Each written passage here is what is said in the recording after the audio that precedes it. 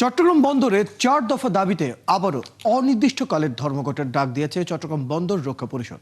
এ নিয়ে আরো খবর জানাতে আমাদের সাথে যুক্ত হচ্ছেন সহকর্মী প্রণবেশ চক্রবর্তী। প্রণবেশ, চট্টগ্রাম বন্দরে ফের কর্মবিরতি, কি অবস্থা দেখছেন এবং বন্দরের এই সমস্যার সমাধানে কোনো উদ্যোগ নেওয়া হয়েছে কিনা? যারা ধর্মঘট ডেকেছেন এবং বন্দর কর্তৃপক্ষ তাদের মাঝখানে সুরাহার কোনো সম্ভাবনা দেখেন কিনা?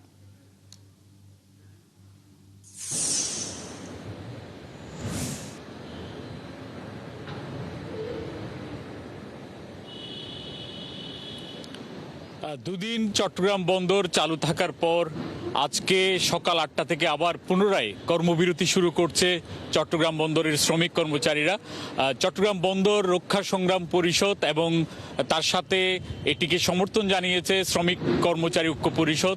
এই কর্মবিরতি সকাল 8টা থেকে শুরু হতে যাচ্ছে।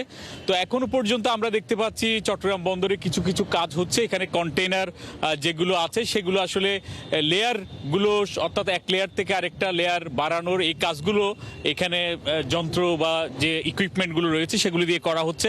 কিন্তু আমরা এখনো পর্যন্ত দেখতে পাচ্ছি যে গ্রেন্টি ক্রেনগুলো সবগুলোই বন্ধ রয়েছে, অর্থাৎ জাহাজ থেকে কন্টেইনার যেগুলো নামায় যে ইকুইপমেন্ট দিয়ে গ্রেন্টি ক্রেন, সেই সব গ্রেন্টি ক্রেন এরই মধ্যে আমরা দেখতে পাচ্ছি সবগুলো অচল অবস্থায় আছে। আর একটু বলি যে আজকে থেকে শ্রমিক কর্মচারীরা 4 দফা যে দাবি দিয়েছে তার মধ্যে তারা এটি বলেছে যে আজকের কর্মসূচিতে বহির্নোঙরে যে বড় ভেসেলগুলো আছে, জাহাজগুলো আছে, সেখান থেকে পণ্য খালাস বন্ধ থাকবে। অর্থাৎ লাইটার জাহাজ করে বহির্নোঙরে অবস্থানরত বড় জাহাজগুলো থেকে প্রায় দেশের 25টি নৌবন্দর বা অঞ্চল দিয়ে এই পণ্যগুলো দেশের বিভিন্ন প্রান্তে চলে যেত। যদি আজকে থেকে বহির্নোঙরে পণ্য খালাস বন্ধ হয়ে যায় তাহলে অর্থাৎ লাইটারিং এটিও বন্ধ হয়ে যাবে এবং নদীপথে যে পণ্য চলে যাওয়ার ব্যাপার আছে সেটিও আসলে থমকে যাবে।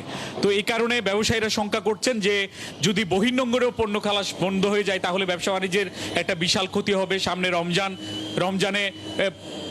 রমজানে পণ্যের একটা যে বিভিন্ন জায়গায় যাওয়ার যে সাপ্লাই চেইন এটি ঠিক রাখার কথা, কিন্তু এটি যদি বন্ধ হয়ে যায় তাহলে রোজার পণ্যে ও এটির প্রভাব পড়বে এবং ভোক্তারা সবচেয়ে ক্ষতি হবে। তো হয়তো অল্প কিছুক্ষণ পরে এই কর্মবিরতি শুরু হতে যাচ্ছে।